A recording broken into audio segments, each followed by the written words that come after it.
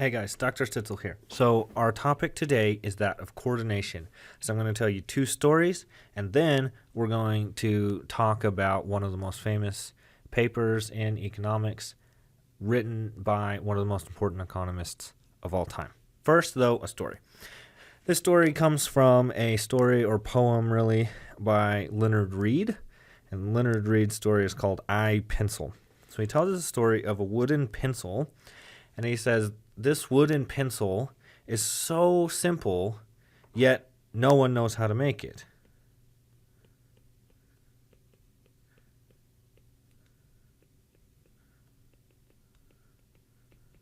That seems like a bold claim, given that 1.5 billion of these are made every year.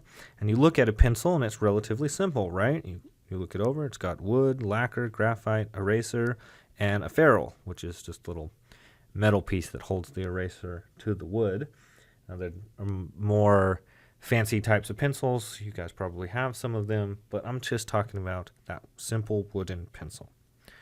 And what Leonard Read says is, this is so simple, yet not a single person on the face of this earth knows how to make it. And this is because of what we call antecedents. So this is the pencil's family tree. So let's just go through how a pencil is made. You I kind of thought this was an interesting point that he made is sort of like people, you don't know much past several generations back in your family. If you're lucky, you might have known your great-grandparents, or maybe really lucky, your great-great-grandparents. Beyond that, you didn't even know the people that were involved in your genetic pool, right? Okay, so he says the first thing in the pencil's family's tree is cedar trees in the Pacific Northwest, so Northern California, Oregon, etc., right? And so you got to get that lumber into the tree. But that's no simple task, right? You have trucks, you have rope, right? You have saws, lumber camps. I mean, just an innumerable number of things here. And all of those things have antecedents as well, which, in the same way as your family tree, are antecedents to the pencil itself. So think of all the persons, all the skill, all the education that went into the fabrication of these things, right? Mining ore, making steel, refining saws, axes, motors, growing hemp to make into ropes, right? Bringing through that all through the stages to get from something that you grow in a field to making a strong rope that can lift up tree trunks that you just cut down, right? Huge trees up in the Pacific Northwest. On top of that, all this work has to happen somewhere, right? So there's logging camps. You got beds, you got mess halls, you got entire cities built up around these economies. Something as simple as a pencil is causing entire cities, entire economies, entire supply chains out in the Pacific Northwest just for lumber, right? And in fact, these guys, they wake up every morning, they drink a cup of coffee. Just think about how many people are involved in that. Now you got coffee beans, you got Colombia, right? Where are coffee beans coming from? You've got people that are producing, manufacturing, shipping, selling coffee. Some of which just has to go to these people so they can get up in the morning in the cold, dreary days of the Pacific Northwest and take a chainsaw to a tree, right? Huge number of things involved. The next factor, right, is after you've got these logs, they have to be shipped. A lot of these mills are in California, so they got to ship them from the Pacific Northwest down the coast to California, right? So you got rail cars, railroads, right? Think about all the component parts there. So you've got everyone involved in making, right? So all that steel that we were mining before, some of that's going here, many other things. We got plastics and other types of metals that have to be mined, right?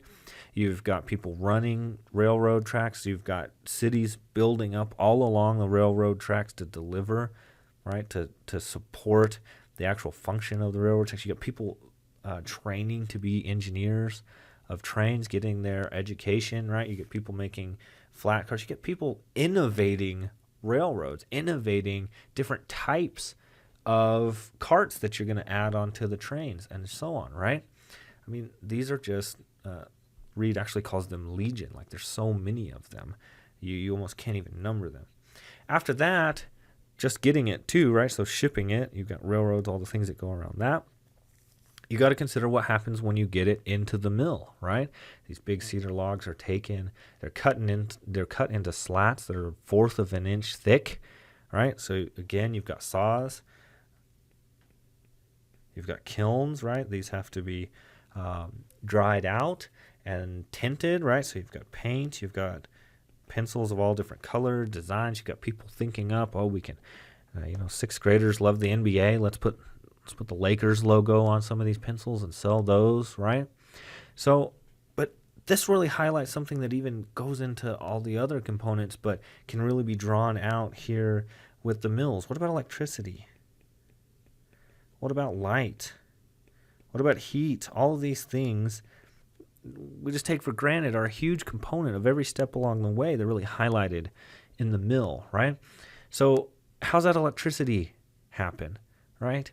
There are people building electrical plants, right? So hydro plant, the Pacific Gas and Electric Company, uses a dam as a hydro plant. What about all that concrete, all the designing that was happening, all the people that are thinking about ecological effects? All that comes into making a pencil, right? We're talking about a pencil. Don't lose track of that here, right?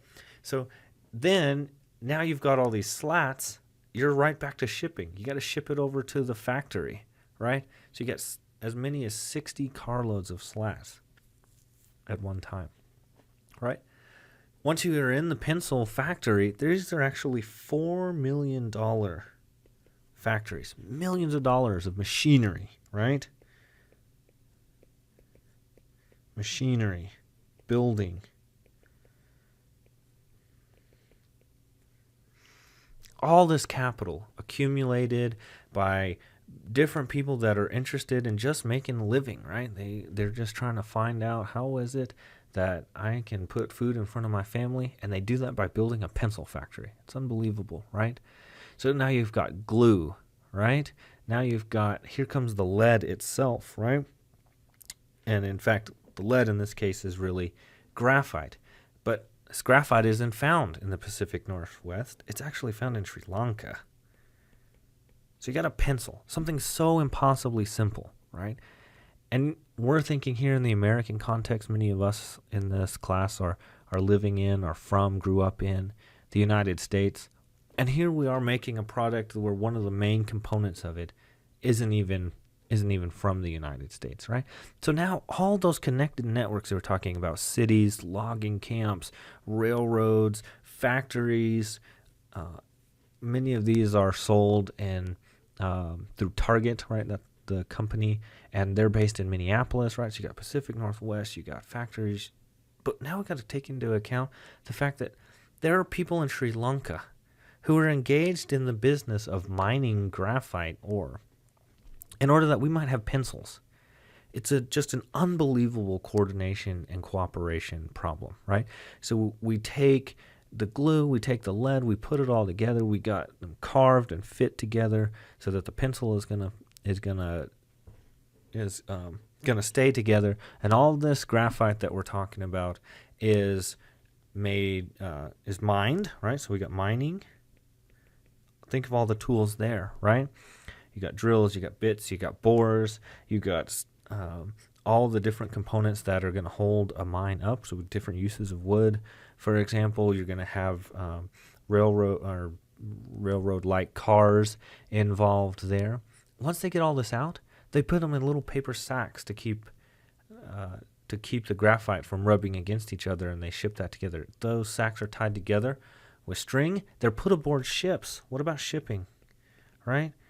You don't get this there cost effectively through the air. So there's someone out there who's educating themselves, dedicating their life to being a ship captain or to working on one of these ships so that they can ship graphite from Sri Lanka to the United States so that they can make a pencil. And that's what we're going to draw down to here in a moment. But think about who else is involved, right? Lighthouse keepers. What's the problem with ships, right? Ships can go all through the night, but they got to worry about the coast. The lighthouse keepers are a critical part of making a pencil. It's unbelievable, something that we've never thought about. This graphite ends up being mixed with clay. Clay, of course, principally comes from the southeast, Mississippi in many cases, right? Once you've got that, you take this, mix it with ammonium hydroxide. It's used in the refining process.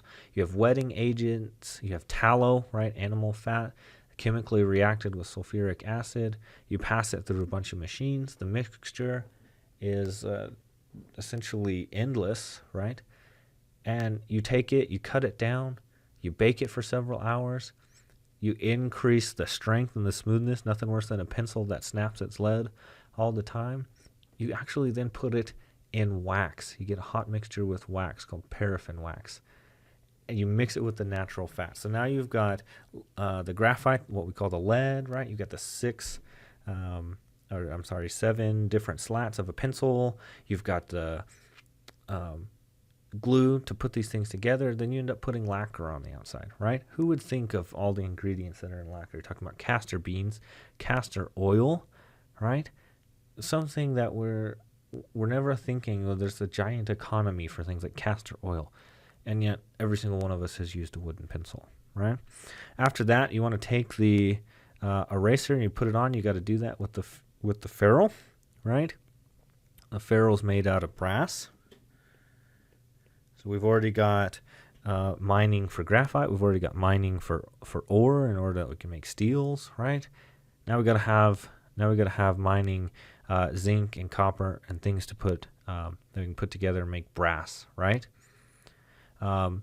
Even if you look, probably like the quintessential pencil has this little black ring around it, right? That's actually nickel, right? So you got nickel and mixed with your brass all put together, right? And then, of course, the very end of it, you've got the eraser, right? The eraser goes in the ferrule, and this is like a rubber product. It's made from seed oil out of the Dutch East Indies, so sulfur chloride.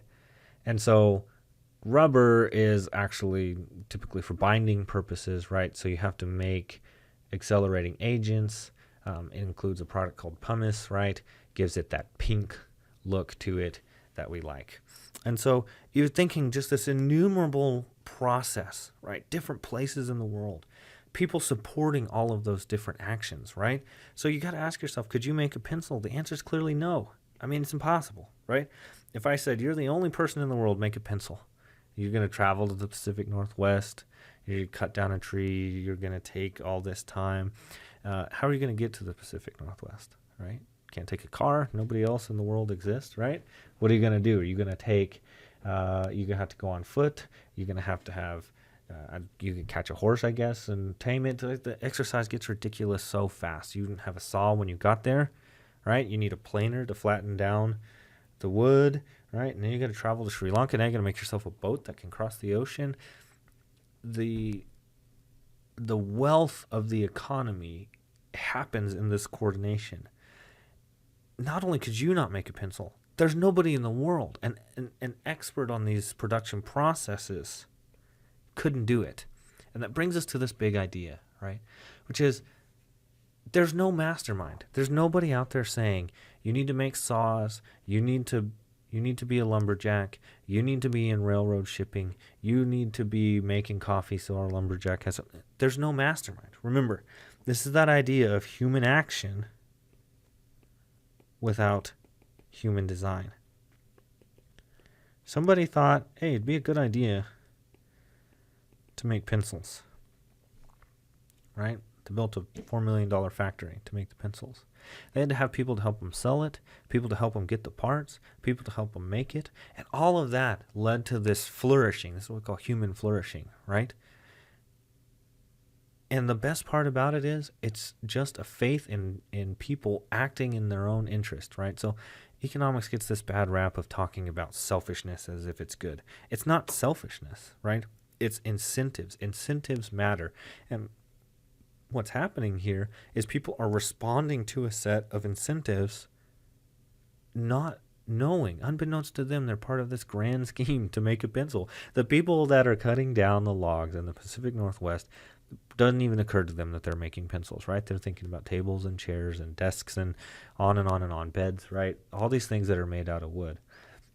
And somebody responds to the price incentives that are at play, right? Those equilibrium responses that we were talking about in the past video, they seem sterile and theoretical, but I want you to think about what's happening in something as simple as a pencil being made.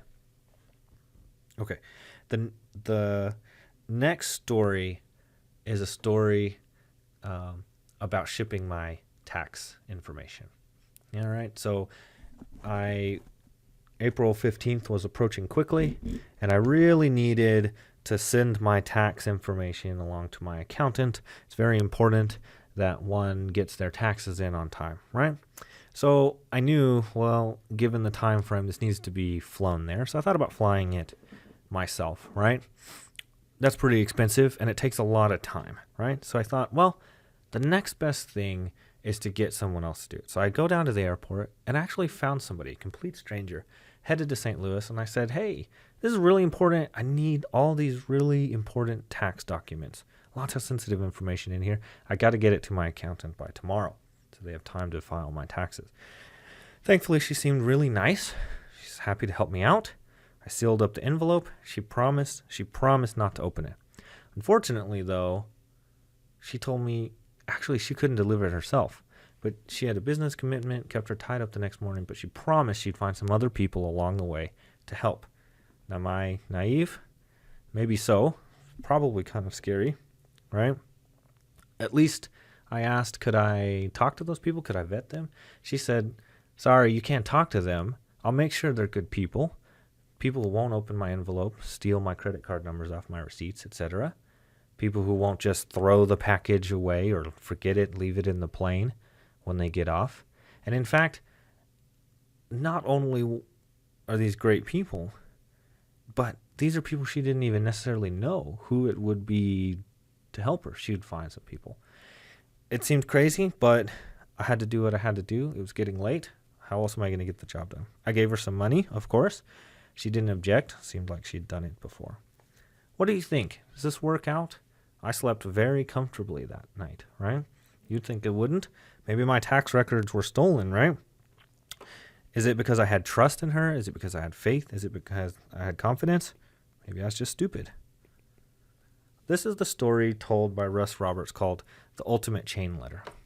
So what happens if I tell you this person delivered my tax records and delivered them on time, and she wasn't the one that held them all the time, got passed along to many other people along the way?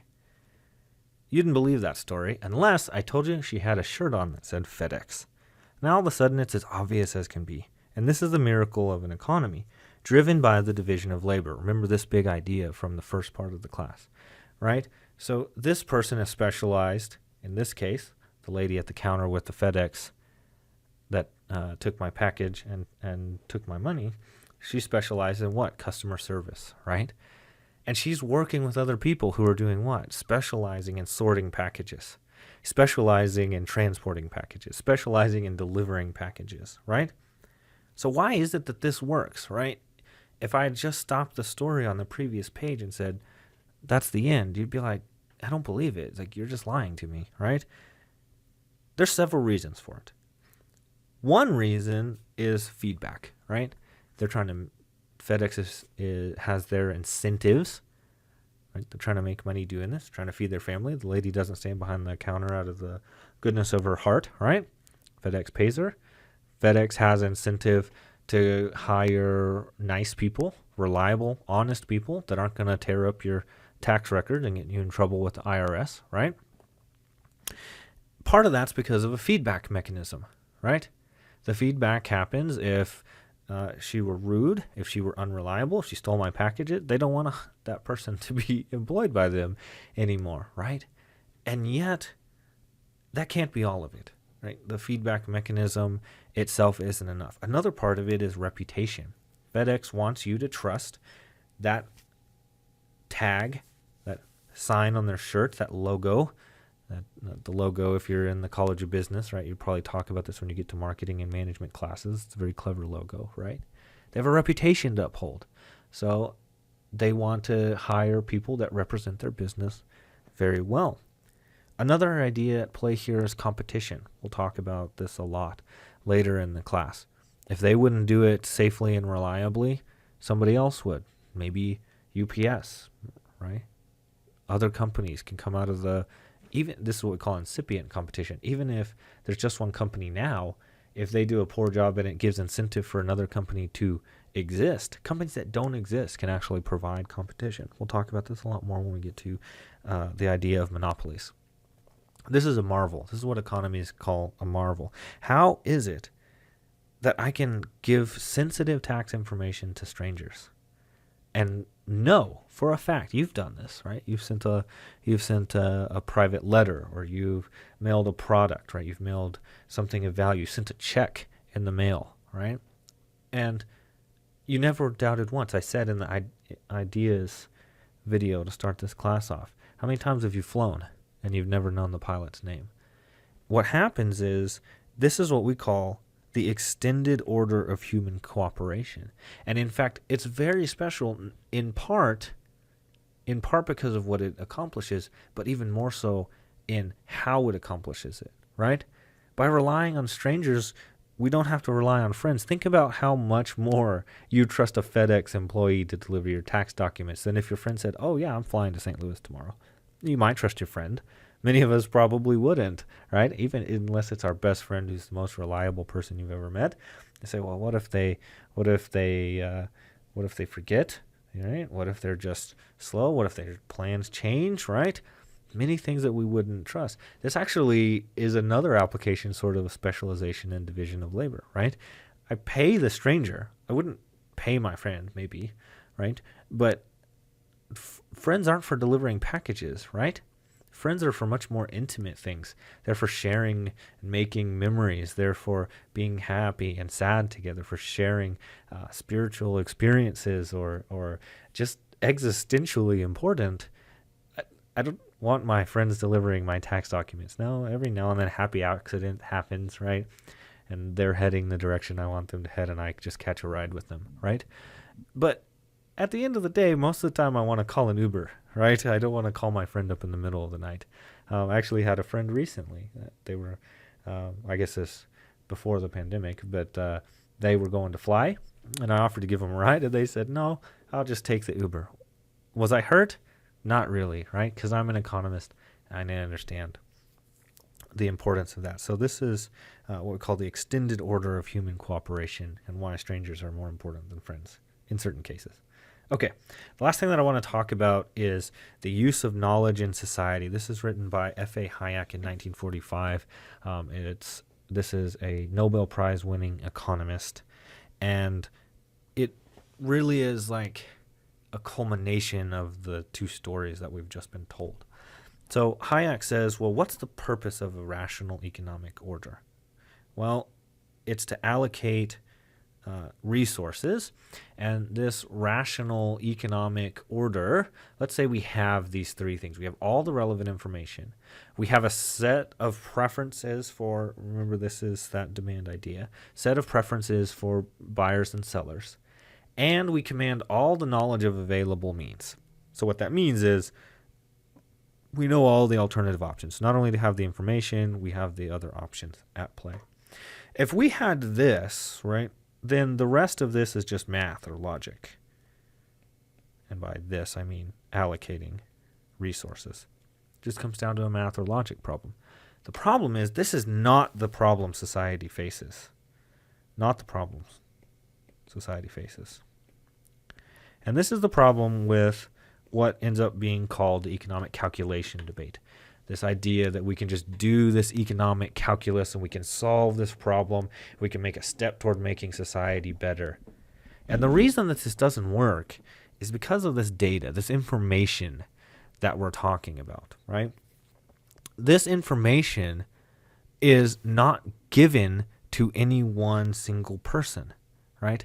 Hayek calls this dispersed bits of incomplete and frequently contradictory knowledge, talking about how people know different things about the production process or the consumption process, about the wants and needs of consumers.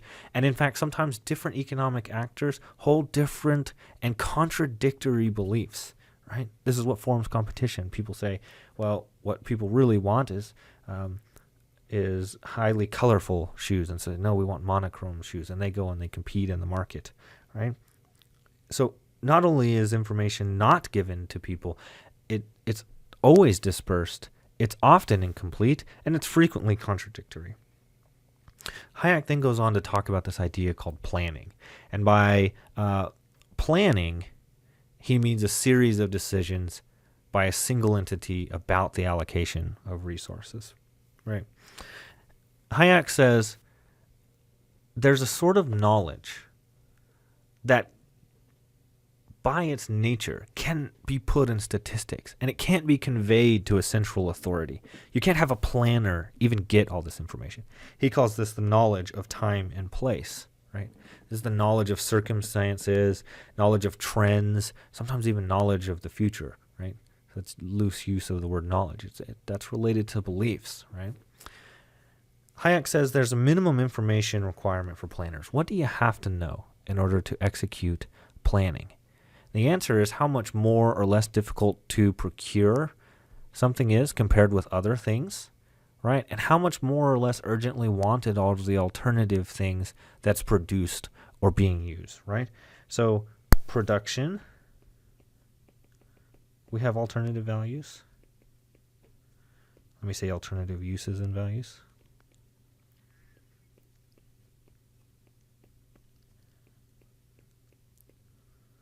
And the same for consumption.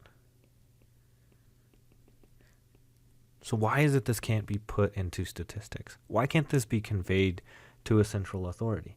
Well, the answer is you could know what the choice. You could observe people say, well, 1 million Snickers were bought in the month of December, right?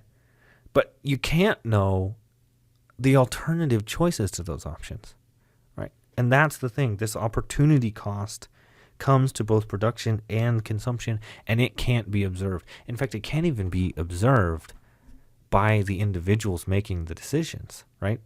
Let alone being observed by planners, by economic planners, the central authorities, right?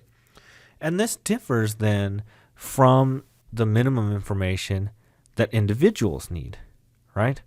Individuals need to know how they value those alternative options, whether they're consumers or producers.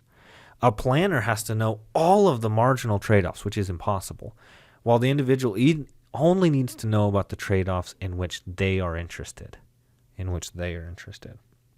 So how then can a market work if it has incomplete information? How can a market work with incomplete information? Hayek's answer is the whole acts as one. This is what he calls overlapping fields of vision. Again, human action without human design. Overlapping fields of vision. So people are looking out and they only see a part of the landscape. After all, if somebody saw the whole landscape, let's make that person the planner, right? Let alone some of the knowledge problems. But at least they saw the whole picture. But they don't, right? And information is then passed through many intermediaries such that all relevant actors learn the information, right? Because you have incentive to do that. You care about this particular trade-off. You want to learn about it. And maybe you learn about it over time. Remember, the market is a process. It's not a static, right? That's one of the things that people that argue against market activity often miss, right? They say, well, how come we don't have a good outcome then? Well, because markets are a process, not an outcome. They're a process. Hayek says then this information problem, this is the idea, right, that all this information is difficult for anyone to know. And it can actually be solved. And it can be solved by the price system. Hayek says price systems give us rates of equivalence such that scarce resources have a numerical index which couldn't otherwise be derived. That's a fancy way of saying prices help us relate values into numbers. It gives us value to things. That's how we would understand value. And in fact, think about this for yourself.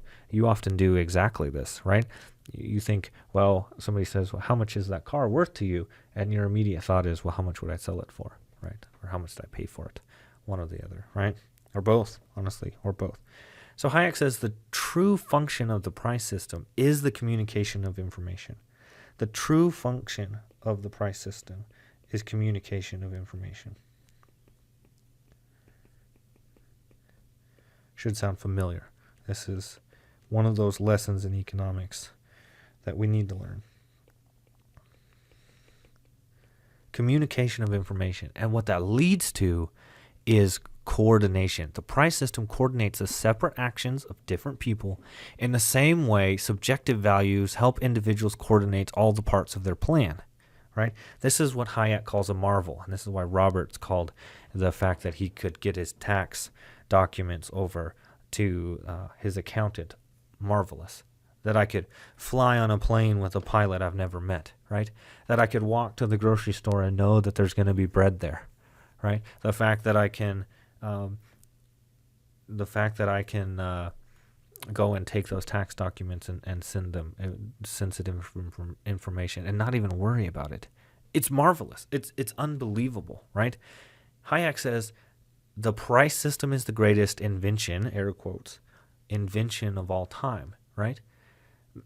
Hayek says man has been able to develop that division of labor on which our civilization is based because he happened to stumble upon a method which made it possible. So remember, we call this a marvel because humans did not design the price system.